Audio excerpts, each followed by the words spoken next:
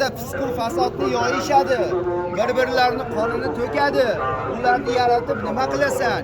Biz bormiz-ku, seni maqtab, senga ibodat qilib, senga hamd va sanolar aytamiz biz. Ularni yaratib nima qilasan deydi. Shunda Alloh taolo qola inni a'lamu ma la ta'lamun deydi. Men bilgan narsani sizlar bilmaysizlar.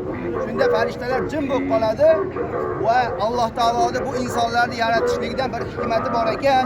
Mana shunday qon to'kadigan, fisq va fasodni, gunohni yer yuziga tarqatadigan insonlarni yaratishligidan bir hikmat bor ekan deb, shu bilan farishtalar jim bo'lib qoladi. Va Alloh taolo insonni yaratadi, yerga nozil qiladi va haqiqatda farishtalar aytgandek nima qiladi? Bir-birini qonini to'kadi, yer yuziga gunohni yayadi, fisq va fasod bilan yerni to'ldiradi. Va Alloh taolo men bilaman deganligini hikmati shuki, Arafat tog'iga kelib, tavba qilib ibodat qilayotganda inson Alloh taolo haligi farishtalarni yana chaqiradi. Ey farishtalarim, sizlar nima degani deylar?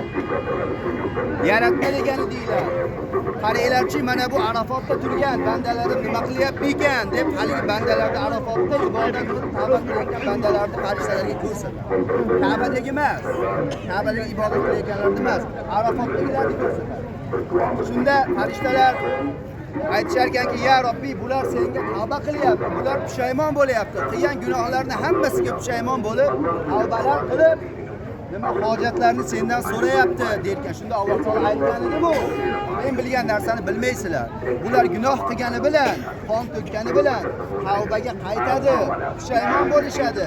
Barcha gunohlariga istig'forlar aytib, ko'z yosh to'kib yig'lashadi menga. Tavba tasarruf qilishadi. Sizlar guvoh bo'linglar ey farishtalarim. Mana shularning hammasini nima duolarini ijobat qilaman. Gunohlarini kechirdim va qiyomatda jannatga qaytaraman. Sizlar guvoh bo'linglar. Alloh taolo hammanglarga, mana shu joydagi barcha hojilarga mana shunday narsani nima farishtalarga ko'rsatib misol qilishlikni nasib qilsin. Kimki mana shu safga qo'shilib qolsa, ana shu inson bu dunyodagi nima eng katta g'alabasi mana shu. Nima yashashdan maqsad Allohning roziligi, Allohning roziligini topgan bo'ladi. Hamma narsaga erishing.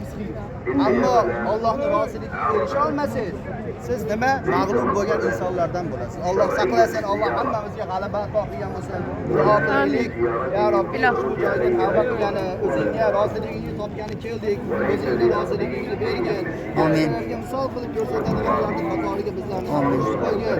Qiyomatda jannatingga qaytargin. Martabalarimizni oliy qilgin. Bizni zurriyotlarimizda ham mana shu Makkaga intiladigan, o'zingni barchaga intiladigan zurriyotlardan qilgin. Amin. Ularning ibodatingga mustahkam, mahkam qilgin. Ibodatingga hammamizga muhabbat bergin.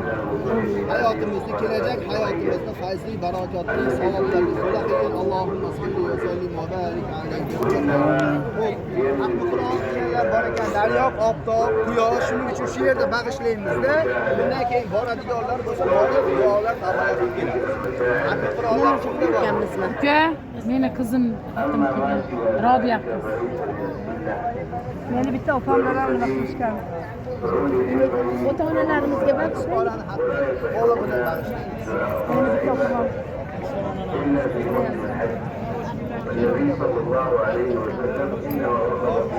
Ko'pchilikniki duosi yaxshi. Bormi? Bitganlarni aytyapsizlarmi? Hadiyalarni aytyapsizlarmi? Qur'onni xatm qilib jo'natganlar. Jamoatning ustiga